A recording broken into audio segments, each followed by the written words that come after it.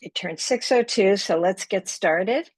And we'll be recording this and sharing with everyone after.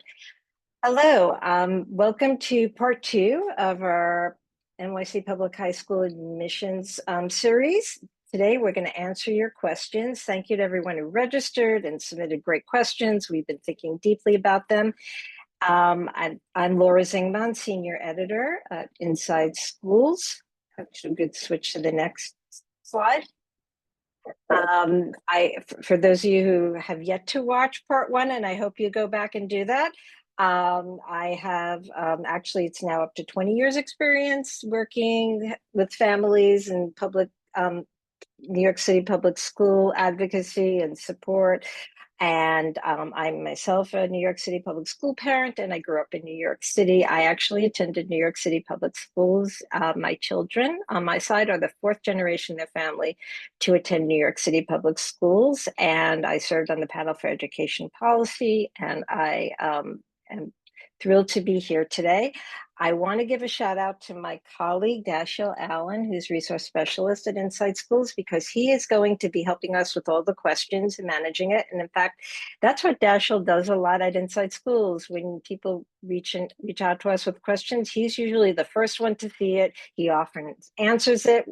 Or he connects the parent with someone who can answer it, someone who has the expertise to answer it, although Dashiell has lots of expertise. So thank you, Dashiell, for helping out, and you'll be hearing from him a lot more when we switch to the live Q&A. Maurice?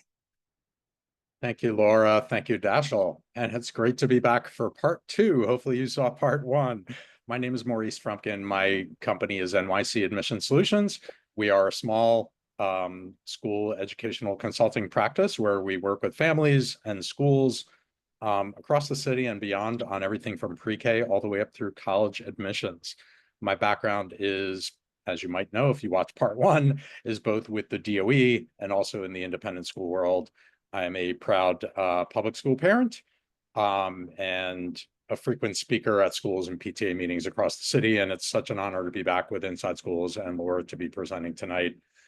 And the focus really tonight is answering as many questions as we possibly can. So the way tonight is going to work is we're kind of going to split things into a couple different major sections. The first section is we've taken all of the questions that were submitted as a follow-up to our part 1 session that happened a few weeks ago. And we're going to try our best to answer the most commonly asked questions that were submitted that were not answered in part 1. So we're going to do that first. Laura and I are going to do the best that we can to answer as many questions that were submitted ahead of time. And then a big bulk of our time in the balance of tonight is going to be spent on live Q&A. So we're going to take as many questions through the chat function is not open yet, but later on, we're going to open up the chat for your questions. And I sort of want to preface that by giving a couple of ground rules, a little protocol for live questions, and we'll try to reiterate this a little bit later on. But we're going to try to get to as many questions as we can in the time that we have tonight. If for some reason we don't get to your question, we will give out our emails, and you're happy to follow up with us via email. But I'm confident we're going to get to most, if not all, the questions tonight. We are going to prioritize questions that are related to the fall public high school admissions process, and particularly questions that we didn't cover in part 1 of this series. So we're going to focus on that as a priority. Again, you can always reach out to us with questions about anything else, including applying to private schools and parochial schools and charter schools, et cetera, et cetera. We also ask that we're not going to focus so much on giving specific school recommendations. So we're not going to be, for some of the questions that we've gotten are related to specific schools. Some of the questions we've gotten are more student specific. So if you would kindly keep your questions to general questions that everybody can benefit from, and questions that are not related to making school recommendations and so forth, we greatly appreciate that.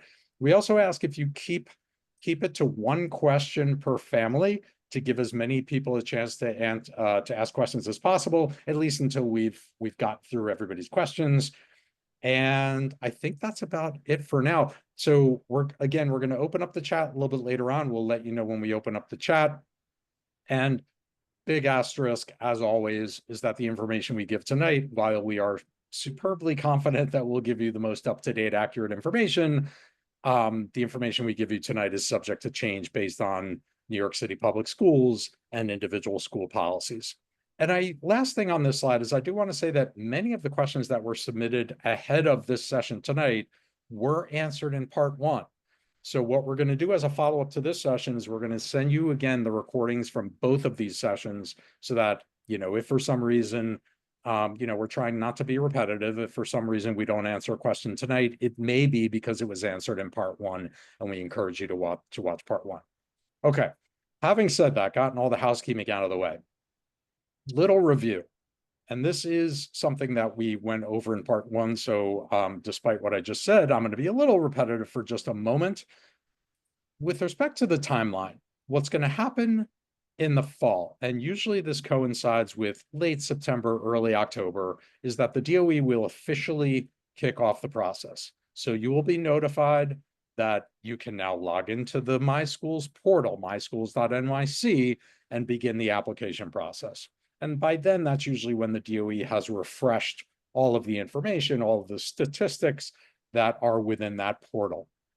What also happens at that time is that you will have access to start registering for the SHSAT, the Specialized High School Exam, which we'll talk a little bit about tonight, and LaGuardia. So these are the 9 specialized high schools. That's one of the first things that happens in the fall is you'll be able to register for the specialized high schools.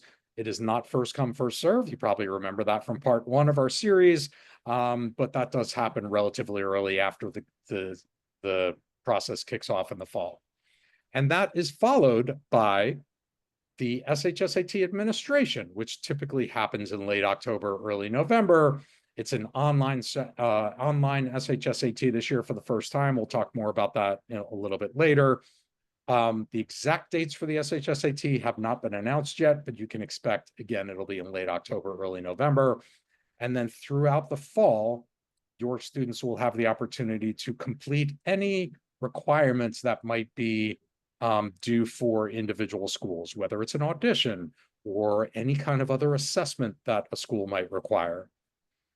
And the culmination of the public application process is usually in early December. Last week, I believe it was December 6th, something like that. So we expect it'll be somewhat similar. And that's the point at which you will have to finalize your main application, the application that you fill out. You do it in rank order.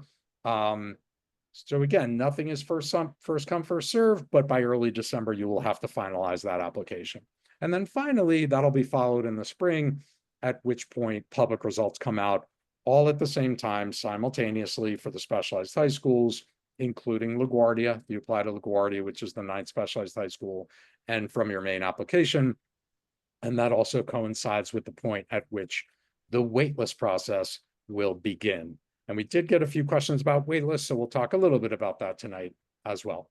And with that, I'm going to turn it over to Laura. Thank you, Maurice. All right, so one of the benefits of joining us in the spring, hopefully I'm talking mainly to 7th grade families, maybe some 6th grade families, is that you have time. This is the time that you can pace yourself. This isn't a Netflix series that you have to binge, do a little bit steadily.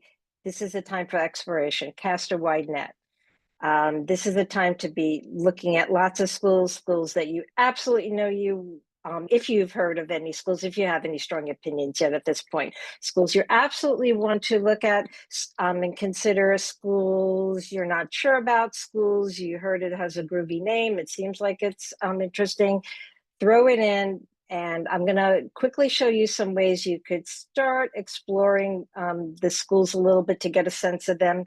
There may be some open houses still that you can attend, but chances are at this point, most of the open houses will be in the fall.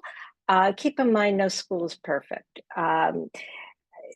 if you notice on Inside Schools profiles, we always say what's special, downside. Every school has something special. Every school has an area that they can work on.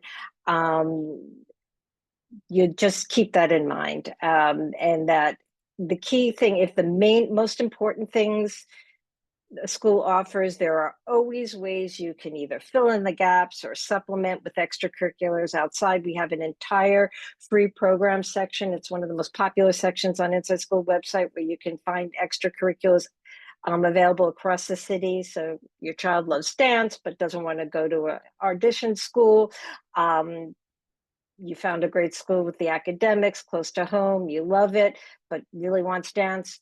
Use the free programs to find dance programs, free dance programs, often taught by professional artists. Look that up and I bet you could find one. And that's how you supplement. Look at a range of metrics and sources. A fellow, a neighbor, a fellow parent at the school. This is a great school. Okay, that's one way to find something out. Oh, they have the best scores. Well, metrics, scores don't tell the whole story, but there are some metrics that are helpful. Always remember that most data is looking backwards. It tells you where a school has been. As some schools may have had a rough spot a few years ago and have really turned things around. And in another couple of years, they may be at its school. So you need to look beyond the data, but some data and metrics help. Always talk to your guidance counselor. There are lots of resources. We think Inside Schools is very helpful. If you go back to part 1, I show you how to use our guided search. And I'm going to also show you a few tricks now. Should I share my screen now just to quickly show? Maurice? Sure thing, and Laura. then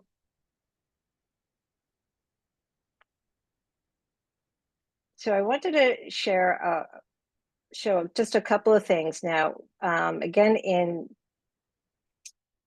part 1, I showed you a little more of how you can use Inside Schools to sort schools by borough, by interest, by college and career readiness metric, which I talked about. But I want to also show you that the Inside Schools profile page is a portal to information, lots of information on the school. Someone says, hey, High School for Environmental Studies, that's a great school. Well, I actually happened to visit it a bunch of times, and I do think it's a great school. But I want to show you that on the profile page, we have lots of up-to-date data. You'll see the graduation rate. You can see that it is a mid-sized school of 1,000 students and all that. But if you scroll down, now I mentioned also again in part 1 that we do share a link directly to that school's dedicated My School page. So that's one way you can use it as a portal. But if scroll up a little, right at the bottom of all the data, you'll see more DOE statistics for this school. Click on that. And then click on this is now the DOE's dedicated page for that school where all the data and reports are. Click on school quality and click on school quality snapshot. You'll see that there are 4 different tabs. Read through them carefully. But I want to focus on instruction and performance. Someone says, hey, think about High School for Environmental Studies. And you're concerned you want your child to have some challenging classes and good graduation rate. Well, we see college and career readiness rate is actually, that is a 61 out of 100 is strong. I go into what that this metric is in part 1. So make sure to revisit it, graduation rate. But I want to scroll down because right here on this, you can see out of 295 seniors, you can see how many have completed the kinds of courses. So rather than just relying on the sort of list of all the courses a school offers, you can really get a sense of, are kids taking it, are kids completing it? And you can see kids are completing the AP literature and the AP calculus. You can also scroll down a bit more and you can see if your child has an individualized education plan or program, you can see how that school does in serving them. 99% of students with IEPs receive the recommended special education program. that's good. That's above the citywide average. And you could also see that this is for students with IEPs, what percentage receive their related services, 97%. We always want to aim for 100%, but that is also above the citywide average. And then I wanted to just go back and just show one other school. We're going to do the same thing. This is a CTE school. This is the Williamsburg High School for Architecture and Design. It's in Williamsburg, Brooklyn. And by the way, I want to point out that both High School for Environmental Study and Williamsburg High School, you don't need to have high grades. They take kids across the full spectrum of grades. So that's important. Neither of these are screen schools. You can see this is a school that's 600. So on the large side of a small school. You can again see all the stats. We're going to scroll down. More DOE statistics. We're going to click on school quality. And I know this may be seem like a lot, but that's the beauty of recording this. You can come back and follow along on the recording. Trust me, if you do this once or twice with the school, you'll get the knack of it and it can become second nature very quickly. Now we're going to go to instruction and performance. And again, this is a CTE school. So one of the first things I want to know is the school delivering on its CTE thing. Out of 137 seniors, 114 graduate with the CTE endorsed diploma. Some kids may have graduated but not received the CTE diploma. That is very, very good. There are going to be, you may come across some CTE schools where only 2 or 3 kids actually earn the CTE endorsement. So that tells you that the school is really delivering on their promise. You also see kids are taking advanced courses. You can see that nearly a third have taken advanced placement courses and roughly a third have taken advanced math and science. It's a school in architecture, so that makes sense. Of course, kids come in with all different levels. And if your child is coming in with solid, strong skills, and you're really concerned that you want them to have advanced courses, that's one thing. But schools also need to serve kids who are coming in struggling. Maybe they weren't served well in their middle school and they need to be lifted up. Well, this is a great stat. Graduation of students of different achievement levels. Look at the school. Kids coming in with level 1 test score. Now, you don't need test scores, don't play into admission to schools at all. This is just to assess the school. So kids who had level 1 on test scores, of them, 96% graduate within 4 years. That's above the citywide average graduation rate, period. This is a school that lifts kids up as well as offers things to challenge students who are coming in already strong. So this is a great metric. If you're concerned that your child is going to need extra support, you want to look at this and see how many kids who are coming in with level 1, level 2 are graduating on time. And then you can also remember, if your child has an IEP, check how the school is doing that on that. And that is just one thing that every time you come across a school, try to build a little muscle memory in doing that. It's important to use multiple resources to get a picture of the school. Once you get into the fall, you'll be able to also visit the school, but by researching and looking at these schools now, you'll also go to those open houses and those tours armed with really good questions because you've thought deeply about the school. And you don't have to look at a lot of schools all in one sitting. You have time, 1 a week, 1 every 2 weeks. And with that, I'm going to stop sharing and bounce it back to Maurice. I guess we'll go on to the next slide. Okay, we did get some questions regarding students with IEPs and the SWD designation. So schools have, we covered this in depth in part 1, but when you apply to a school, there are sort of 2 paths for seats. There's a general education seats, and then there are a certain amount of seats that are set aside, given priority to students with disabilities.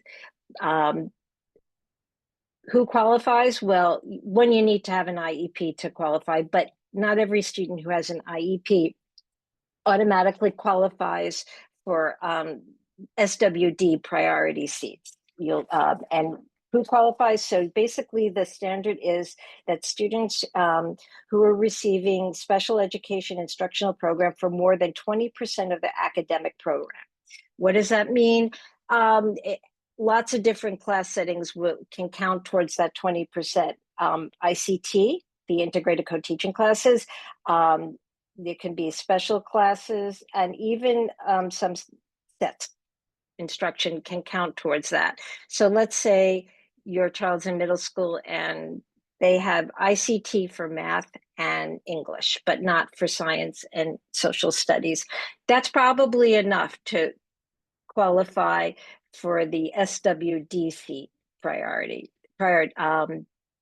My advice is, because I know that people review their IEPs every year and may change it, is that you should definitely, if you're not sure, check with your school's guidance counselor to determine whether your child qualifies as an SWD. You will, once the application opens, it'll be indicated on your application. Certain things that may be an IEP that don't count towards the 20% are related services such as occupational therapy, physical therapy, 504 accommodations. So those things won't count towards the 20%. People have asked how to find schools that are good for students with disabilities. That it's really hard because every child has their own special needs. So one thing I've often used, even if your child isn't considering an ASD nest program, which is for students with autism spectrum disorder, one thing I always tell folks is that schools that have ASD nest programs, they were picked to host those because they already had a strong record serving students with disabilities. So even if your child's not in that specific program, take a look at that school, because they also offer ICT and self-contained classes, and also in addition to the ASD nest program. There are also two wonderful organizations, include nyc.org and advocatesforchildren.org, that they go to their websites. They actually have free helplines that operate Monday through Thursday, and you can, if you have very specific questions or concerns or need troubleshooting, reach out to them. They're staffed by very knowledgeable people. And remember, and over here, you'll see that this is what it will look like in my schools. This is a screenshot. You'll either click on the general ed education or the students with disabilities to see the breakdown of how many applicants per seat, demand, and everything. And but the most important thing is to check with your school counselor to make sure whether you fall into the SWD priority category. We can go on to the next slide. Amazing, Laura. Thank you. Greatly appreciate all of that valuable insight. We got a lot of questions about admissions criteria and how students are considered for programs that they apply to. So I'm going to spend a little bit of time on that on this slide, but I want to preface this conversation before turning it back over to Laura by saying that I greatly encourage you to listen to part one, where we covered some of this information as well. But I'm going to do my best to give you a sense of admissions criteria, application strategies on this slide. First, let me talk really quickly about the specialized high schools. In the fall, as I mentioned a few minutes ago, there will be an opportunity for you to register for the SHSAT. It's not first come, first serve. The DOE gives you plenty of time to do that. So that happens in the fall once the DOE launches the process and you can log into your MySchools account. When that happens, however, I think it's really important to know that you will rank and list the specialized high schools. Again, this is the 8 SHSAT schools that you're interested in, and put them in your preference order. So during that registration process, you will choose the specialized high schools you're interested in, and you will rank them. And usually the DOE gives you until about mid-October to do that. Again, not first come, first serve. You have until the deadline. But I think it's good to know to anticipate that, because sometimes it sneaks up on folks, and I don't want that to happen. I want you to be ready to rank those schools. Now, when you take the specialized high school exam, the more schools you apply to, the better. You're taking one exam for 8 schools anyway. You may not be interested in some of the 8, and that's okay. Every one of the specialized high schools will have an open house in the fall before the deadline. So you'll be able to better assess, how to rank those and how to put them in your true preference order.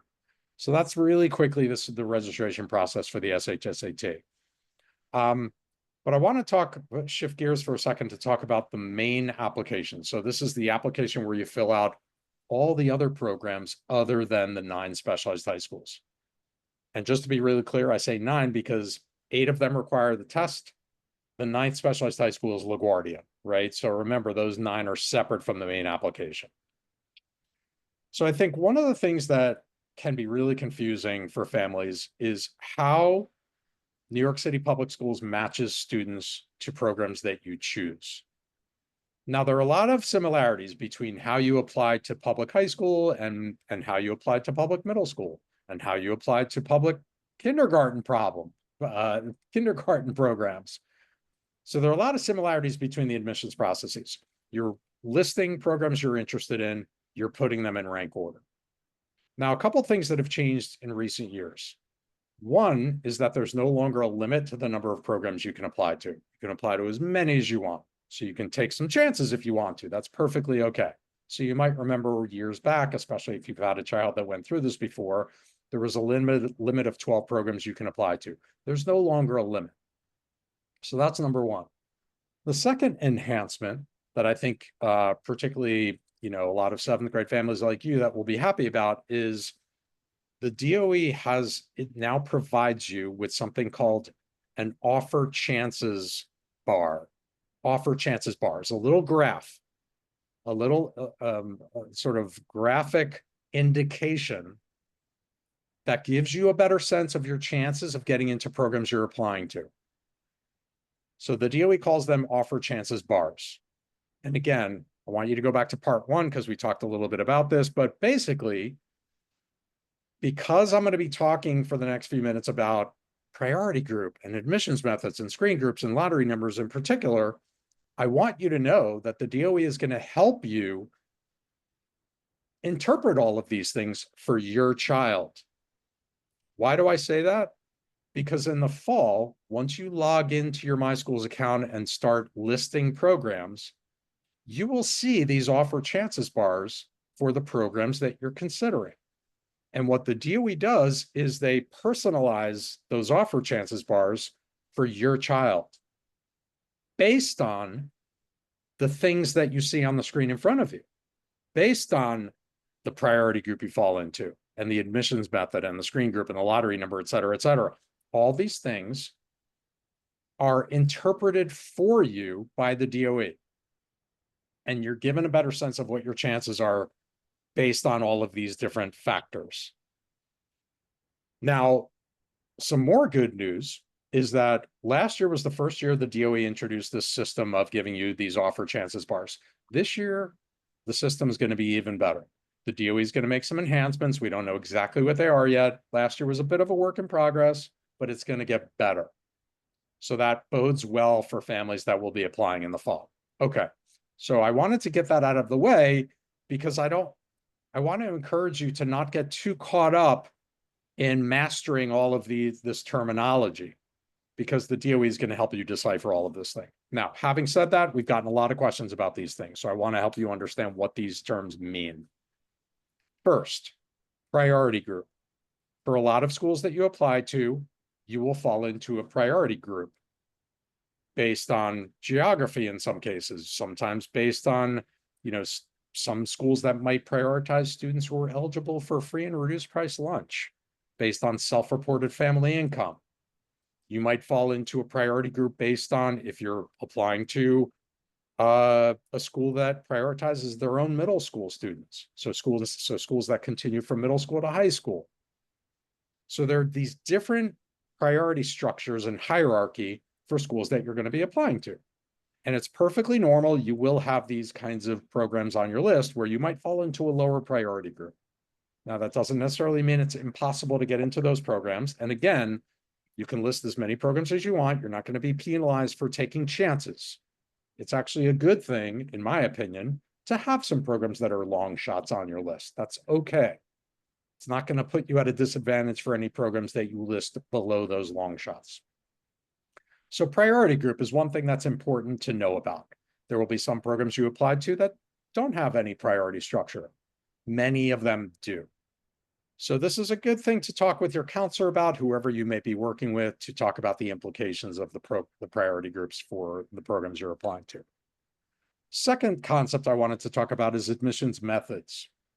So this is, again, sort of analogous to the middle school admissions process. You will apply to programs that you list on your application that have different admissions methods. What does that mean? That means that programs will consider applicants in different ways. So you might apply to a program that has an admissions method of test, which is the SHSAT. That is the sole criterion by which students are considered for the specialized high schools. You might apply to a program that is open or lottery-based. We're going to talk about lottery numbers in a moment. You might apply to a program that is screened. This is the admissions method that a lot of families tend to talk about because grades become important. And depending upon what screened group you fall into based on your final 7th grade average, everybody's going to fall into a screened group. Now, I'm not going to spend too much time on this. I could spend an hour just talking about screened programs at admissions groups. On the DOE website, you can see what last year's thresholds were for falling into certain screen groups. But just know that these thresholds tend to change slightly from year to year. So whereas, for example, last year's threshold for falling into the top screen group was a final 7th grade core course average of 94.5, I believe. It's going to change a little bit this year. It might be 94.0. It might be 94.2. We don't know exactly what it's going to be. You will find out probably by late September. I also want to say, for screen groups in particular, please don't think that if your child does not fall into the top screen group that you can't apply to any screen programs. That is not the case. There are some high quality screen programs, and these are conversations we can have with you that you should have with your counselor to identify high quality screen programs where you might have a better chance, even if you're in a lower screen group, right? The other screened kind of admissions method I want to talk about is screen programs with an assessment. So there are some screen programs that also have some kind of extra requirement. There are 25 or 30 of these types of programs across the city where there might be an essay, along with looking at grades and looking at screen group. There might be some other kind of activity that students have to fulfill in the fall. So these are screen programs with an assessment. Again, I encourage you to refer to the DOE website. There is a whole chart of all of these screen programs with an assessment. Now, I think it's good as you're building your list, as you're taking Laura's advice, you're developing your list of schools of interest that are on your radar, you're making note, particularly of schools that have some kind of extra requirement, these screen programs with assessments, because you don't want to be caught by surprise by that, right? This falls into the category of not waiting until the fall to know which schools tend to have extra requirements. And by the way, that includes audition programs, which is another admissions method. Please know that whatever programs you're putting on your list that are of interest, make note of any programs that require an audition, whether it's a fine arts portfolio, a performing arts audition, et cetera, et cetera. Again, I hate to sound repetitive, but again, on the DOE website, there's a whole list of programs that require some kind of audition fine arts portfolio. And then finally, the last most common admissions method is this admissions method that's called Ed-Opt. Basically, when you see an Ed-Opt program, what you should know is that the students who match to an Ed-Opt program are taken from the full range of academic profiles. And that is an intentional forced distribution. So in other words, those programs are not just taking students with the highest grades. They're taking a distribution. So there will be an equal number of students that are matched to those programs. from what the DOE calls a high group, middle group, low group based on final 7th grade average. Equal distribution, that does not mean you have a better chance of getting into an ed-op program if you're in the highest ed-op group. Equal number of matches from each of the 3 groups. You will find out your ed-op group in the fall. Please do not think if you fall into the middle or low ed-op category that you have no chance of getting into those programs. It is not a hierarchy like screen programs, where if you're in screen group 1, you have a better chance of getting into the program than screen group 2, etc. Want to talk about lottery numbers for a second. And again, remember, the offer chances bars are going to help you because they're going to help you make sense of all these things, right? But I want to talk about lottery number because lottery number is also very often misinterpreted. Lottery numbers can be really meaningful or not as meaningful, depending upon the type of program you're applying to. And I'll give you some examples. If I'm applying to an open admissions method program, which basically means it's a lottery-based program, lottery number is going to be important, right? Lottery number is going to determine where I fall in line for that program. If I'm applying to a screen program, where does lottery number come in there? Well, for a screen program, lottery number determines the order within my screened group. So if I have a weaker lottery number, but I'm in screen group 1, I'm going to fall towards the back of screen group 1. If I'm in screen group 2, but I have a really strong lottery number, I'm going to fall towards the front of screen group 2, and so forth and so on. So that's the relevance of lottery number for screen groups. Where does lottery number come in when it comes to ed-op programs? Well, remember I mentioned that for ed-op programs, the DOE is forcing that distribution, taking an equal number of matches from each of the 3 ed-op categories. So lottery number in that situation determines your order within your ed-op category, right? So within your ed-op category.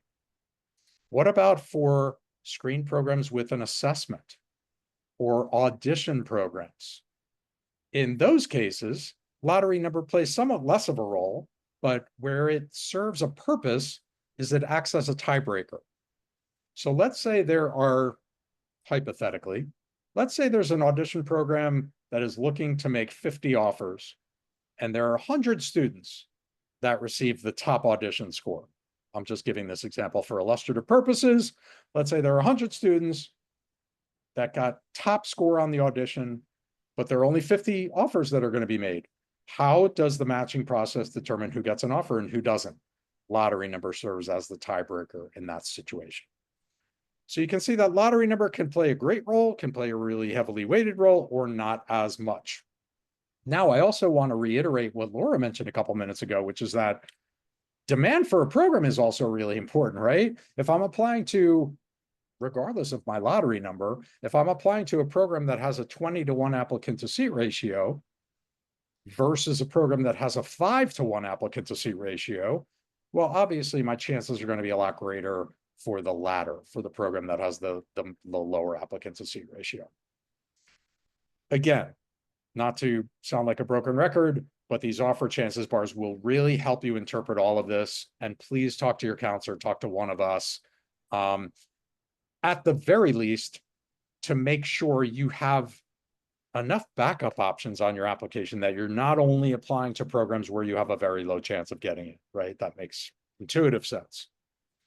Finally, on this slide, and then I want to turn it back over to Laura, ranking strategies. So this is something that has not changed over the years. Similar to middle school, similar to years past, when you're ranking, when you're filling out the high school application by early December, whatever the deadline is. And by the way, this applies for the specialized high schools too, when you're ranking them by mid-October. You want to rank in true preference order, because when this mysterious algorithm runs, it's going to start at the top of your list and assume that whatever you listed at the top of your application is truly your top choice. And if you don't get into your top choice, then it goes to the next choice in order, and that effectively becomes your new first choice. It is not the case that if you list something lower on your application, well, all the seats are gone from students who listed it first. It doesn't work like that. But to give a quick example, let's say I applied to program A as my second choice, and another student applied to program A as their first choice. but I did not get into my top choice. So the algorithm went to my next choice, which is program A. And guess what? That is a lottery-based program, and I had a much better lottery number than student B, who placed program A as their first choice on their application. In that scenario, I'm always going to get in ahead of student B, even though they put that same program first. I hope that makes sense. You may need to go back to the recording to listen to that, but I hope that makes sense. So with that, I am going to turn it back over to Laura.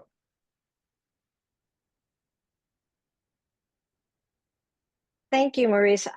Regarding the random numbers, an easy way to think about it is that all the other things, the priorities, the tier groups, everything is factored in, and then the random number is the last thing that the algorithm will consider. So if you have diversity and admission status, that's, seats are certain amount of seats are prioritized for students from low-income families, or you might not have a great random number, but the school prioritizing 50% of their seats, the algorithm will look that you're part of that priority group before it looks at the random numbers. So I don't want you to think when you get the random number, some people will have ones that they feel are just not great. It doesn't mean it's the end of anything. Just remember that all the other factors are considered before the random number kicks in and sorts and tie breaks. Anyway, I also wanted to talk about some special situations. Some families have twins. We also say multiple. They may not be biological siblings, but two children of the same age living in the household, same guardian, and applying to high school the same year. That also would count as multiple. That the DOE has a policy that each child will get their own random number, but if you want your children to go to the same school, you will have the opportunity to elect identical application and selection. There'll be something in the My Schools, and I think we went into that in part one. And if not, it'll be obvious when you're going through the My School application, where you can select to submit identical applications for both children. And what that means is that if one of your, let's say, twins gets a really great random number and one has a not so great random number, you will get the benefit. Both will, if you submit identical application, you'll get the benefit of the really great random number, or the better of the two. If you are new to the country, we've had a lot of migrant families come in the past few years. InsideSchools has been working hard to support them in many, many ways. If you are work at a school or you work in an organization supporting them, we're here to help. We please know that you are entitled to be enrolled in school. There are many, even if you're an older youth, 16, 17, even if you've had interrupted education, if you're working with any students, that please know that there are options and they are entitled to an appropriate placement in school, and we work a lot with them. So please reach out to us, and Dasha will be sharing our contact information. Reach out to us. We're happy to help you. If you are moving to New York City, but you are not already here yet, you certainly can do your due diligence with researching and exploring your options, but you may not participate in the high school admissions process or enroll, even if you're coming in over the summer and want to enroll your child in any grade. Actually, you can't enroll your child in school or participate in the admissions process at any level until you are actually a resident of New York City. And by resident, I mean the child has to be a resident. So sometimes you're living overseas and one parent actually moves ahead and actually establishes residency, but the child is still attending school in another state, in another country. The child has to be living here before you can enroll and register. That said, start exploring your options now, so that if you do, let's say, if you have to enroll your child in 8th grade over the summer, and then they'll, once they're enrolled in here, then they'll participate in the fall and high school admissions process. You still want to know what schools or the range of schools that you want, so you can work with the Family Welcome Center to find an appropriate school. But also know that if you intend to participate in the application process, if you want to apply to a specialized high school, you cannot do so until the child is a resident in New York City. If you do move over the summer, and and your child will be entering 9th grade, there is an opportunity to take the specialized high school exam over the summer for students who were not residents in the city at the time that it was administered last fall. So that is the one opportunity you can do over the summer. But again, you still have to be living here. And I'm just going to double back to one thing, because I know Maurice talked about the Shahzad, and we've got a lot of questions on that. And I didn't do a screen on that, but someone wanted to know how to distinguish between the specialized high school. There are 8 of them that you have to take the Shahzad, specialized high school admissions test. So of the 8 schools, and I just did some fast facts about them. There are 8 of them. 3 of them are large. Bronx Science, Brooklyn Tech, and Stuyvesant. They each, Brooklyn Tech is around 5,000, Stuyvesant's around 3,000, Brooklyn Tech and maybe a little under 3,000. These are large schools. There's one mid-size, Staten Island Tech, that's around 1,400. There are 4 small ones. That's Brooklyn Latin, High School for American Studies at Lehman College, High School for Math, Science, and Engineering, that's in Upper Manhattan, and Queens High School for the Sciences at York College in Queens. So that in terms of size. Now, of the 8 exam-based specialized high schools that you have to take the Shahzad, 2 of them have more of a humanities focus. That's Brooklyn Latin, which also offers the International Baccalaureate degree, and the High School for American Studies. The other 6 focus on math and science. Now, the 2 humanities focused ones, you'll have to take rigorous math and science. And the 6 math and science ones, there are plenty of options to take very rich humanities courses, English. One of my kids went to one of the large specialized high schools and took amazing English and history courses. There's the option. But here's the thing. Of those math and science specialized high schools, there's no avoiding serious, rigorous math and science. And usually you'll have to fulfill additional requirements beyond just taking sort of the one math class a year. So just keep that in mind. So there are 2 that are humanities-based, 6 that are math and science. Now, 3 of the small ones, there are 4 small ones, Brooklyn Latin being one of them. The other 3, High School for Math, Science, and Engineering, High School for American Studies, and Queens High School for the Sciences, those are all housed on college campuses.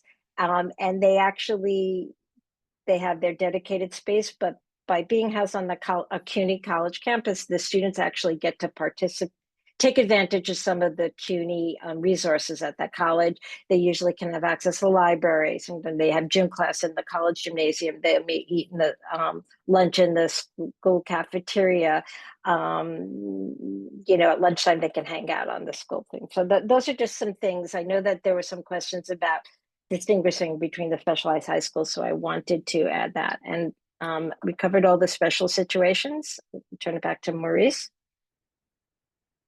Or the next slide, I don't know. Okay.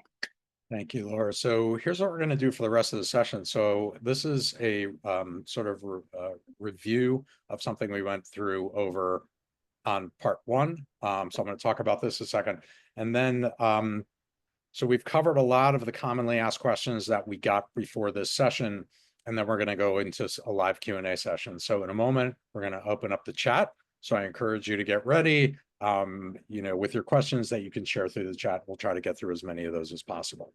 Okay, so having said that, review of spring checklist. So if you're a rising 8th grade family, which most of you are, here are the things that I think are really good to prioritize. Number 1, have you met your counselor?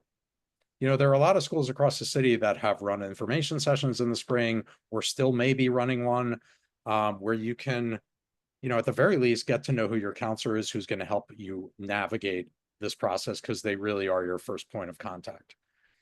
If you haven't already, this is a great time. And if, by the way, if you've done nothing, that's okay.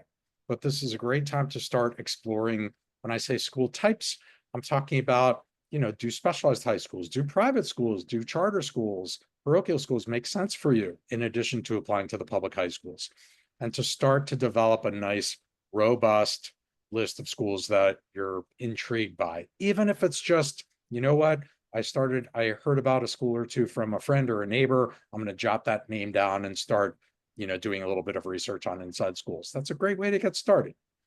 As Laura mentioned a few moments ago, there's still a couple of public schools that do have some spring events. Just off the top of my head, NYC iSchool, Bard are a couple that I can think of, but there are a few scattered across the city that might have a spring event. But most of the vast majority, as Laura mentioned, of public schools will have events in the fall, including the specialized high schools. Now, you can also find a lot of virtual recordings, recordings of recent events that have happened that are posted on school websites. I find that personally to be a really rich resource as well.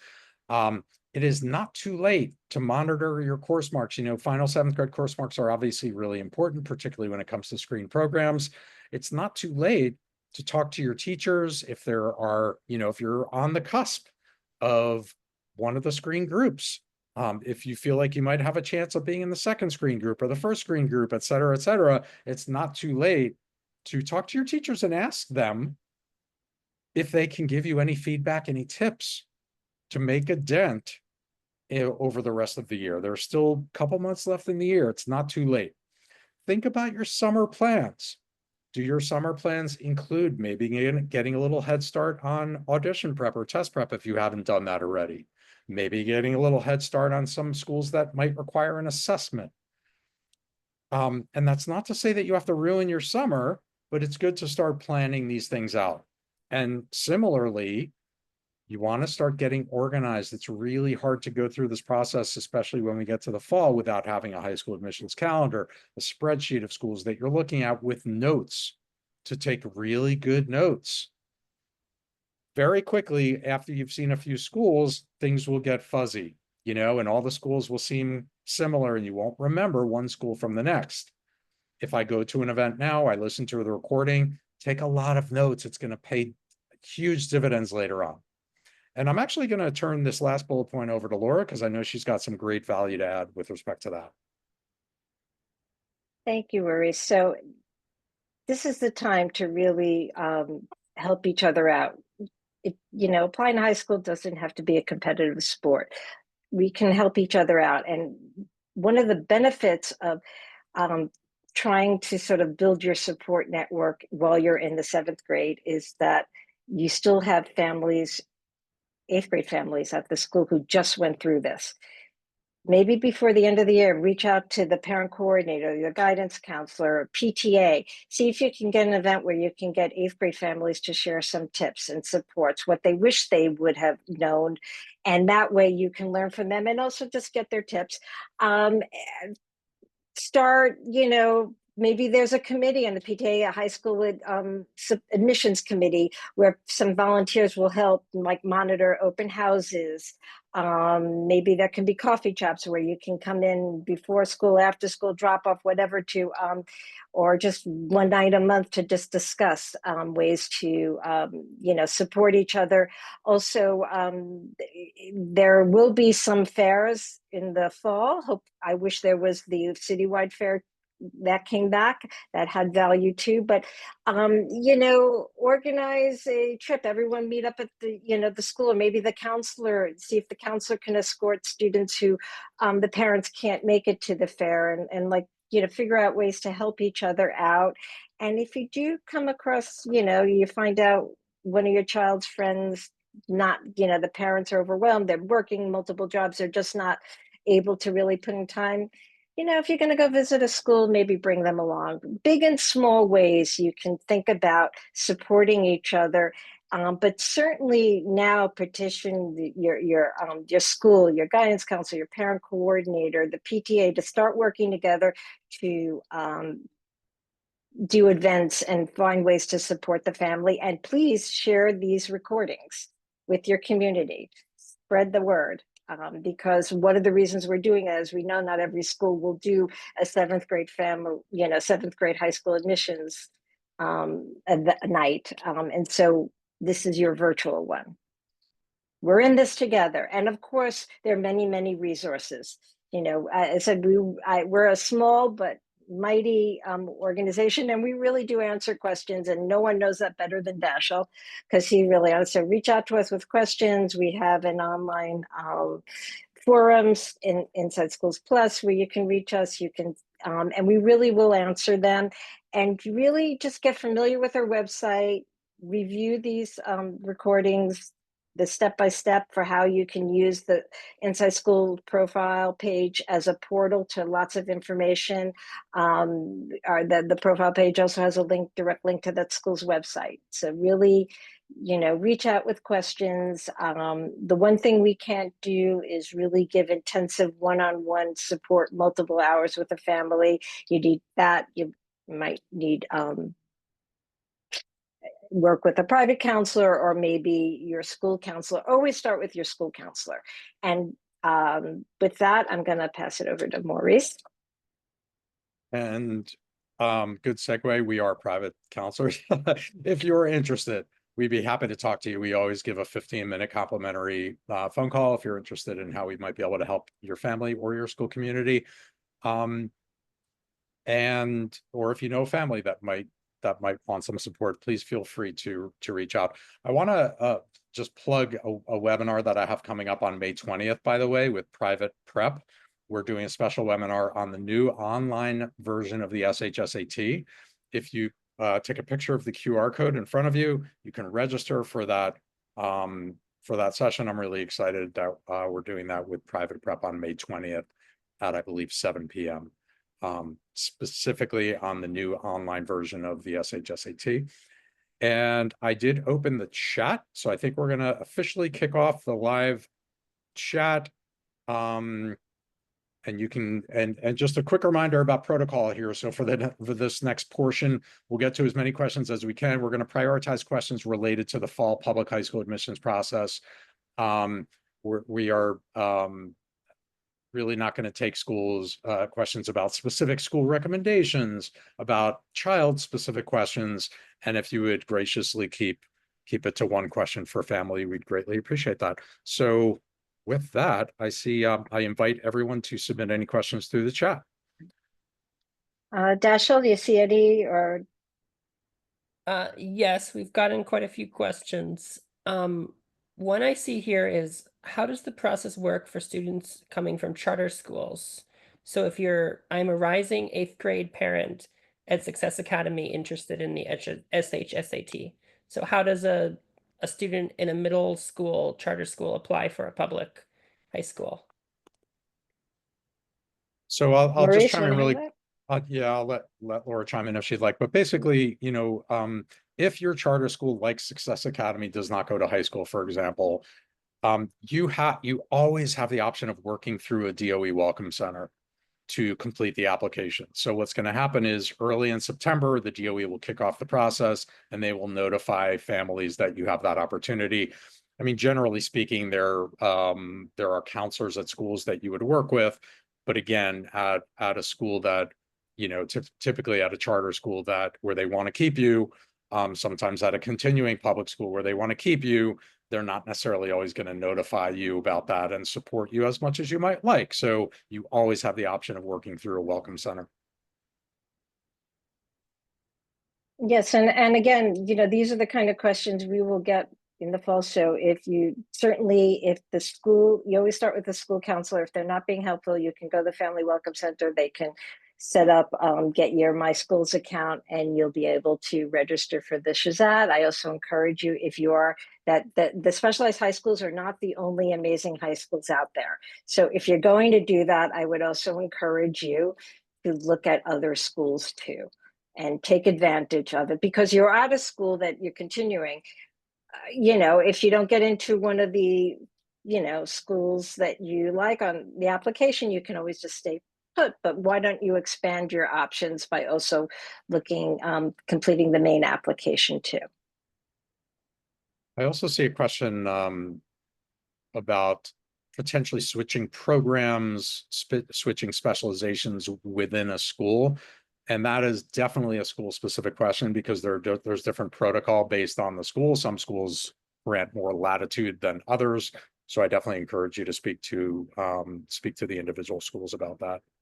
Yeah, and I saw, And when, sorry. I'll just add quickly, when looking at a school that has multiple programs, you can ask them how, you know, how easy is it to, you know, change programs. Sometimes they should be honest about it. Or I really like this program, but I see that you have 1 or 2 classes from the other program. Would my child have a chance to that? So you certainly, when you're visiting the schools, that's one of the questions to ask. What if my child is in one program and then changes their mind? They're 13.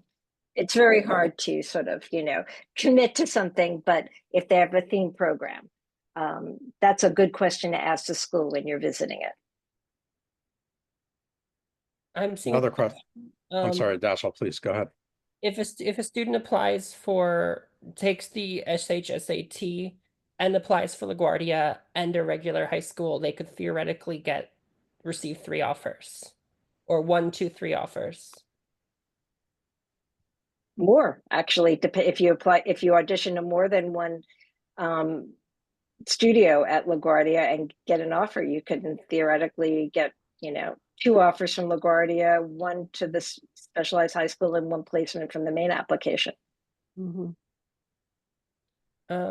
How much should the 7th grader drive the decision around applying and ranking versus the parent? That sounds like a decision every family has to make.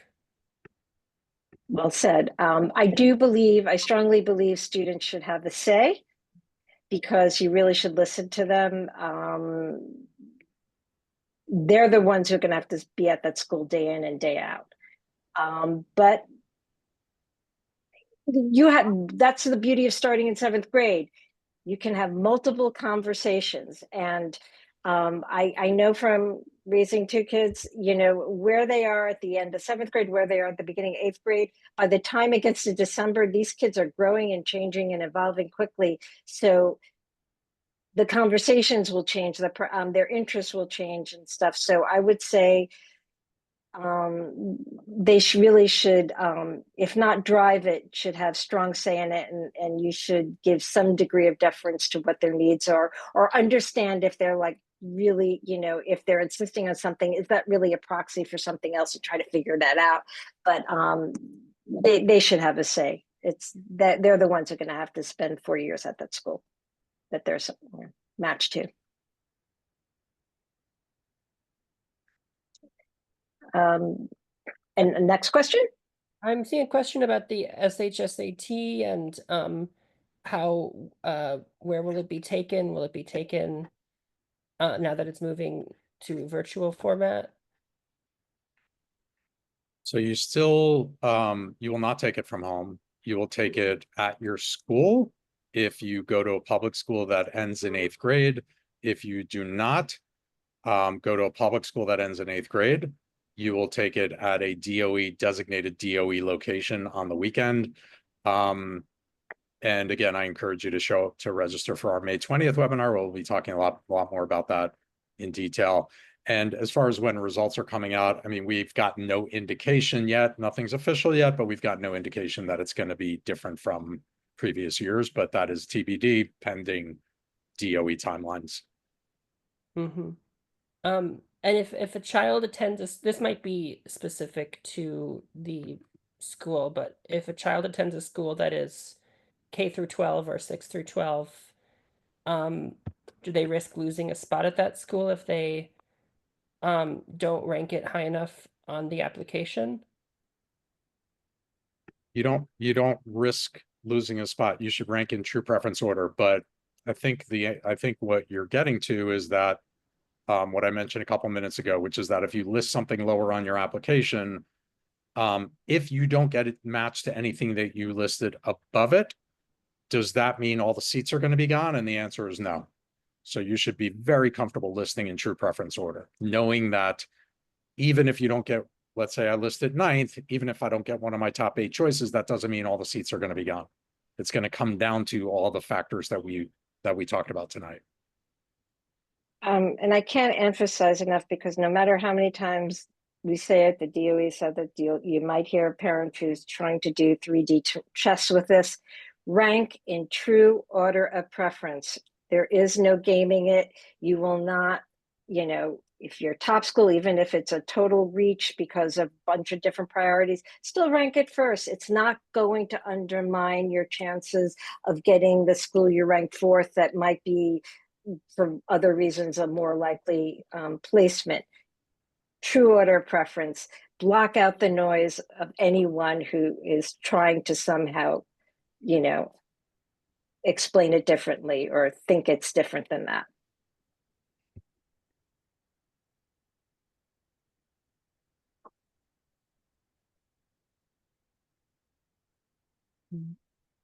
Any? Yeah. Yeah.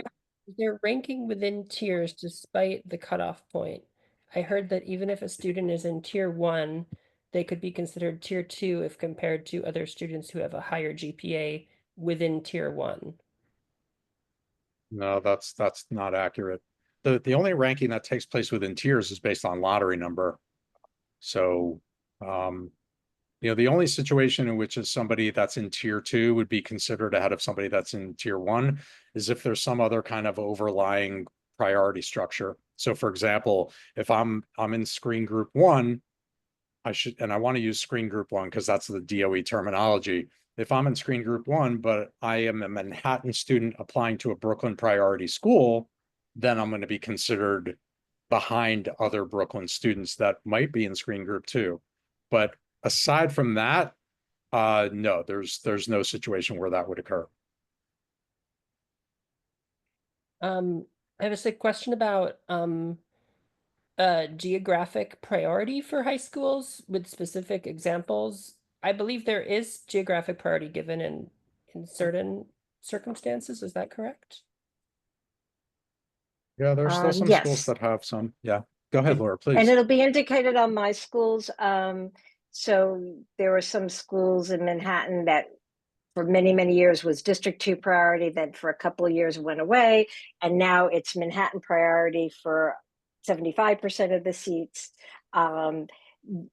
I know I saw in the registration list of questions, somebody asked, most students do not have a zoned high school. There are parts of the city where you do have a zoned school, parts of Queens, there's parts of the Bronx, Staten Island, and Brooklyn, Manhattan, there are no zoned schools at all. There are some priority schools. That's why there are a bunch of Manhattan priority schools, because we don't have any zoned schools at all.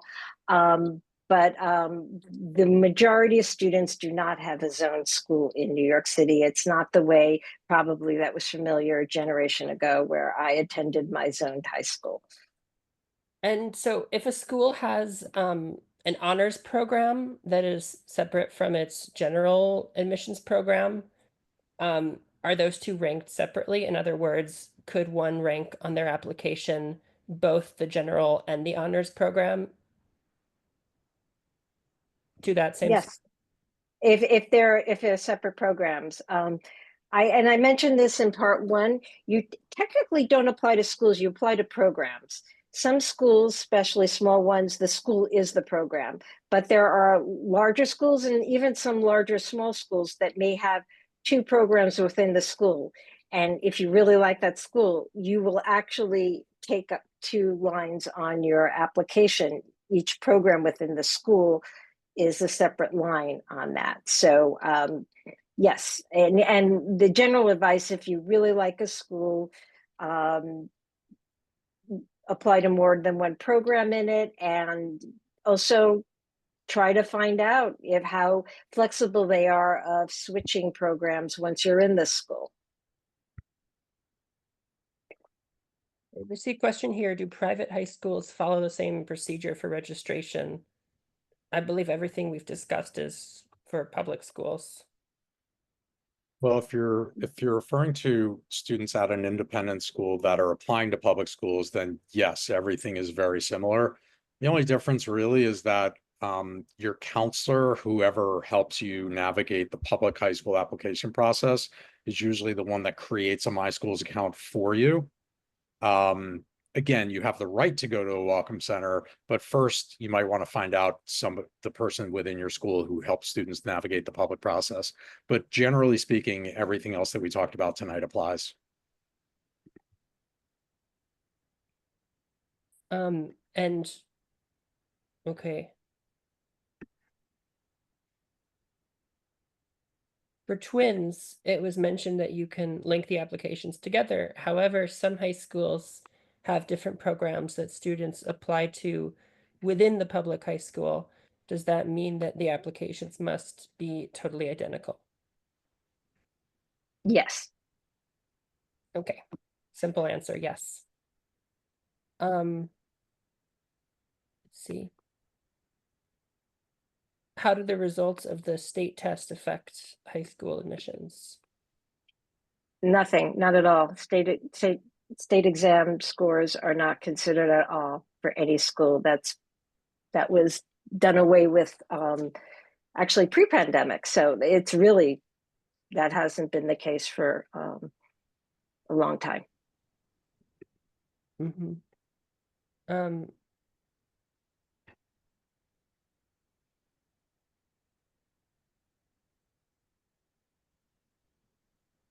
is it possible for a student to, so if a student has a health reasons that they're not able to be in a school building, is it possible for them to take the SHSAT at home with a proctor or other accommodations of that sort?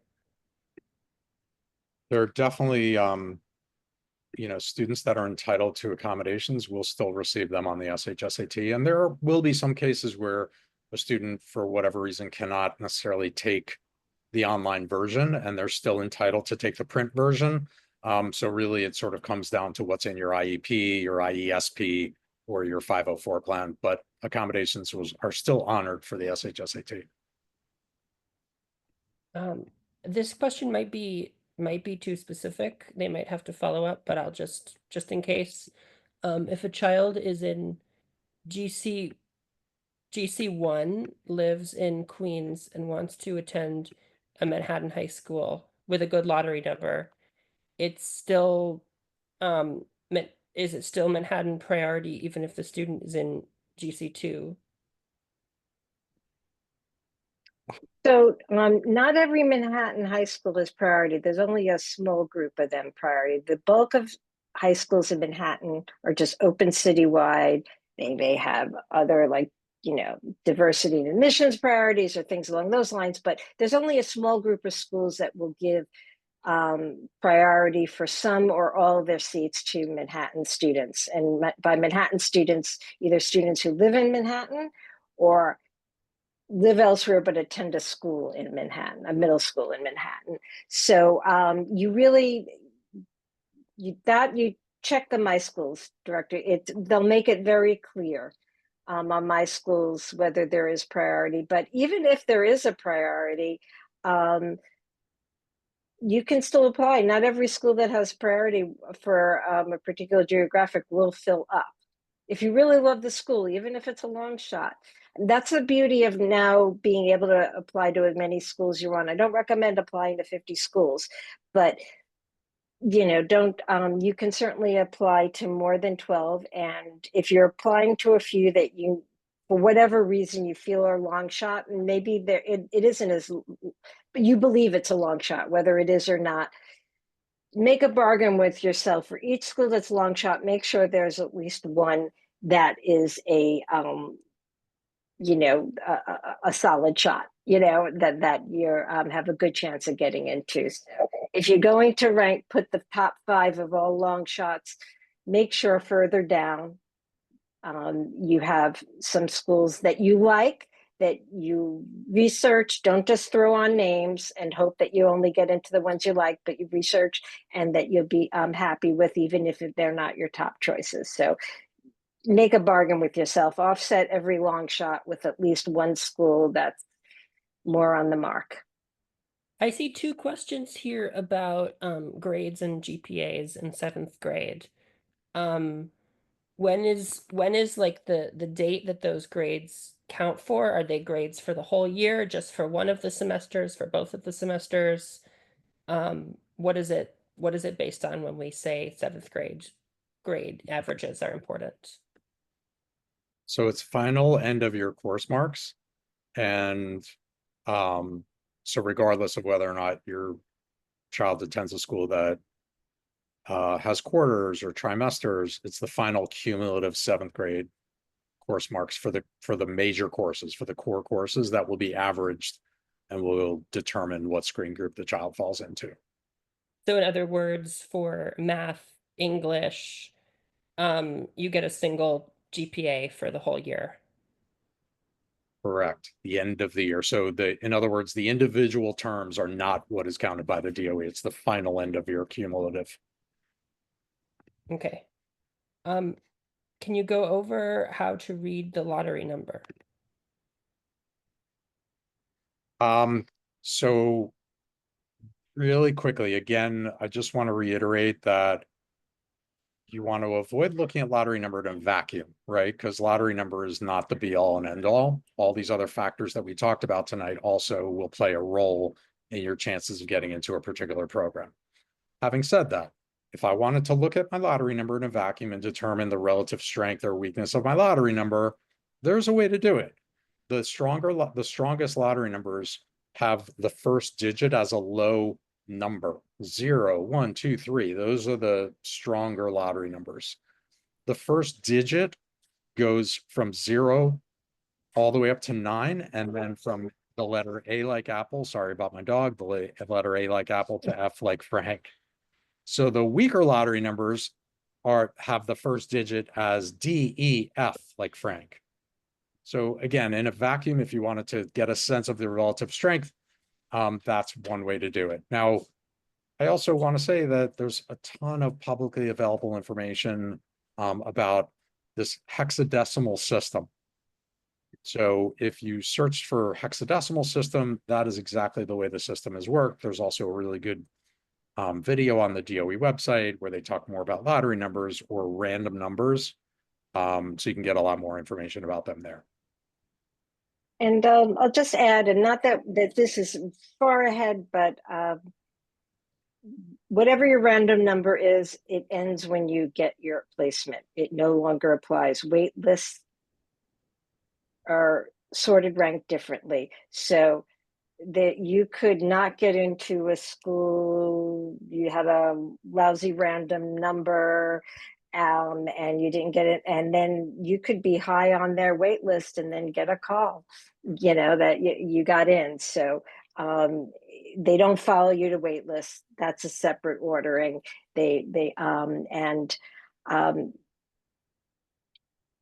There's a lot of stress over the random number. And I will say that the reason the random number, it has existed for all 20 years that this current system is. I went through it. I knew there was some sort of tie-breaking system. And I did not know my kids' random number. They were not public. It was because of, I guess, a freedom of information request or that it became available early on in the pandemic. And that's why families know it. Both my kids applied to public high schools only. We did not consider anything but the New York City public high schools without ever knowing what our random number is. Sometimes I wish that was the case because I think it causes a lot of stress. It can be helpful if you understand its value or lack of value in different situations. So really don't stress and try to block out the noise again of all the hyper focus 3D chess kind of analysis on it. You can go nuts, and you may end up making poor choices for schools because you feel that you're limited by your random number. You shouldn't feel limited by it. I just want to be conscious of time. It's 7:20 and we want to wrap up by 7:30. So if you have any lingering questions, please, now's a great time to get them into the chat. Again, if we don't get to any questions, please, you can always email one of us. And I'll include those emails in the chat as well. I saw a question about what are the GPAs for each group in fall 2025 admissions, and I linked to the DOE page where it appears that has all been released. I see somebody is just because I have it up. Our GPA is weighted based on which class a student is in. If they're in a 7th grade honors class, will their GPA worth more? No. That's it. There is no weighting like there might be in college, where an advanced placement class gets a little more weight than a non-advanced placement class in the GPA. That's not. Whether you're an honors science or gen ed science, ICT science, your final grade is your final grade. If you attend a middle school in Manhattan District 2 and live in Brooklyn, so the question is essentially, to broaden it, if you attend a school in one location, but live in a different location, whether that's a borough or a district, are you considered priority in the district in which your school is located or in which you are living? Either Both, or. actually. Yeah. So if you live in Brooklyn but attend a school in Manhattan, there is no district priority in Manhattan. So you actually qualify for priority for Manhattan priority schools and for Brooklyn priority schools. Equally, if you Yeah. Okay. If my child does not get into a safe and desirable high school, I plan to move out of Manhattan. What is the process and timeline to reapply for schools in Queens if we move?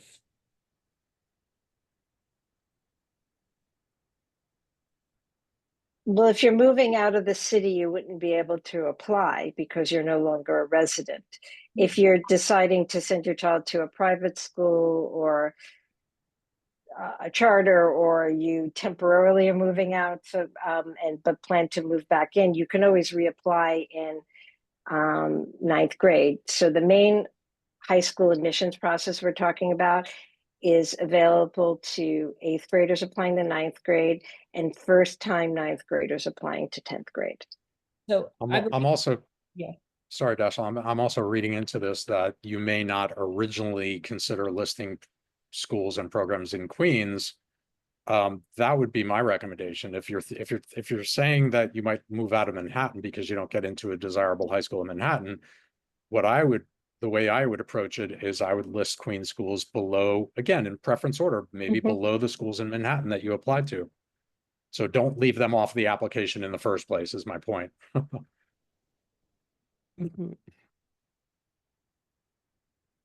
Where can you find the tiers for fall 2025? That's on the DOE's website. Yeah. Screened admissions. I think, yeah, I'm on the Screen Schools page, and you probably sent the link. That's it'll be the same link, and at some point they'll update it with the it won't be updated till September because they actually need to get the final 7th grade scores at the end of June, and then sometime, so probably late September, right? Certainly by the time the application opens. Laura, it says here fall 2025 process. Well, this is fall 20 for kids entering fall 20 high school in fall 2025. So the updated ones will be for fall 2026. Yeah. So the year is the year you're entering high school. That's how the DOE. So it's a 2025 high school admissions. It's for kids entering high school in 2025. And just sort of related, just because it popped into my head, certainly the new digital Shahzad, it'll probably have similar questions and cover the same thing as the paper-based one, but it's always very important to work from materials that are geared for the year you're taking the specialized high school exam, because there may be subtle changes. So if you have a older sibling or a cousin who has books from a couple of years ago, even though it's going to be digital now, you still want to get practice. the questions may not be completely aligned with it. It may not be harm practicing challenging math problems, but it's important to study from materials that are aligned to the exam as it will be given in the fall of 2025. And you can always start with samples on the DOE's website and then work out from there. And Maurice is going to be presenting next week, and you can learn more about that too there. So we've got a few more minutes left if we want to cover some last minute questions. I don't see any more questions right now. There may have been one, I think we might have missed this one about transferring from a specialized school to another specialized school. Yes. The student passed both auditions with 100, which, so it sounds like you're talking about audition programs and not necessarily a specialized high school like an SHSAT school. In terms of transferring, I mean, you can apply for 10th grade. If you're looking for a mid-year transfer, that's another question that we can handle with you one-on-one. But if we're talking about a 9th grade student, they have the right to apply for another school for 10th grade. So hopefully that addresses that question. We just got one more question. Students with an average lower than a 90 will not fall into group 1, even if they are in the top 15% of their NYC public school. This will be the case for students with an average lower than 80 for group 2, lower than 75 for group 3, and lower than 65 for group 4. Can you explain? Yeah, those are DOE policies. That is true. But again, this is all subject to change, and we'll find out exactly what the policies are in late September, probably, in terms of the criteria for each of the screen groups. But that is exactly right.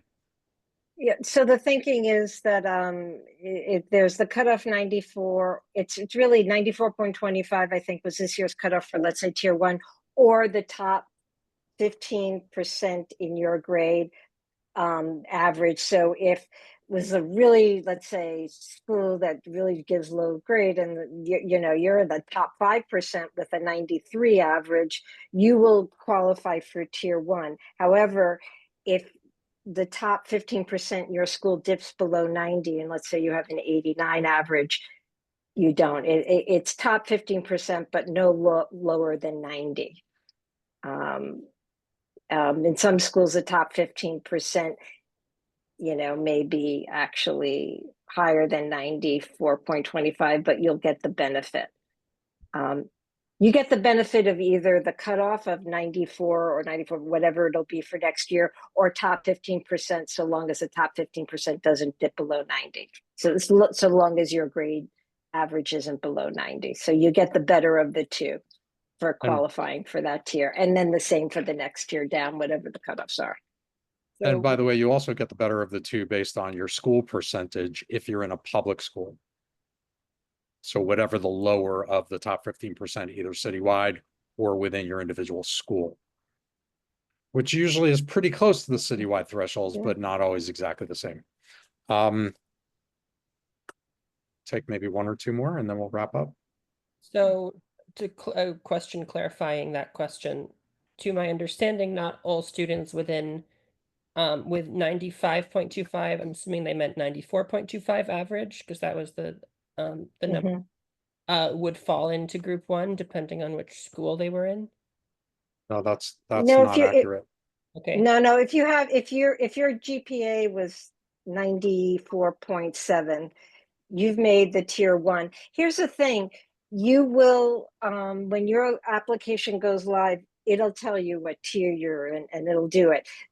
When it goes live, of course, make sure and check everything in case there is a mistake. Sometimes there is, it's rare, but sometimes it is. You will know what tier group when your application is live and you sign into it, it'll indicate your tier group, your ed op category, if you qualify for diversity and mission priority groups, everything, every kind of priority and cutoff that you need to consider will be loaded onto your application. So you will know where you are. So I know it's, again, don't get in the weeds of how they do it. I mean, I guess to some degree it helps to understand it, but in the end, you're not going to have to calculate it yourself. You will know it when the application goes live. So I'm sorry to be the villain here, but it's past 7:30, so we'll take one last question, and then I think we're going to wrap up. If you come from a private school, will you still find out here in September? Absolutely, yeah. And you'll find out Well, for sure. Probably, Go ahead, Laura. actually, sometimes private and charter schools, sometimes it may take a couple of weeks after the application goes live for it to all be loaded in.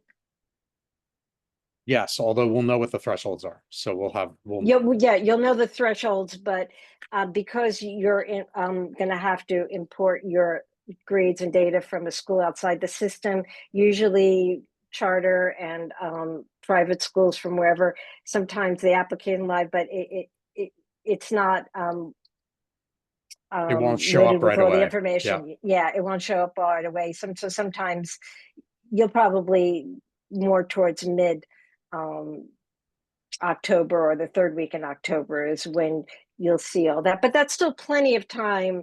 You know, the application deadline is, and and you'll still be able to register for the Shahzad as soon as the application opens and all that part. And a little tip, you can get it from your counselor. And I know that because I serve as a counselor for some independent schools. So even if it might not show up in the system, you can get it from your counselor. I'm gonna be the villain here again. I'm gonna shut things down. I apologize, everyone. I think we got to most every question. Great questions. Thank you. I want to thank everyone. Thank Laura. Thank you everyone for their great questions, and we'll get the Thank you, Dashiell, for recordings helping out. out. Thank you, Maurice, for teaming up again. And stay tuned. We'll be sharing the recordings very soon. Go through them slowly, look them over, and share them with your school and your school community so they can also benefit from all this. Have a great evening, everyone. Have a good night. Good night.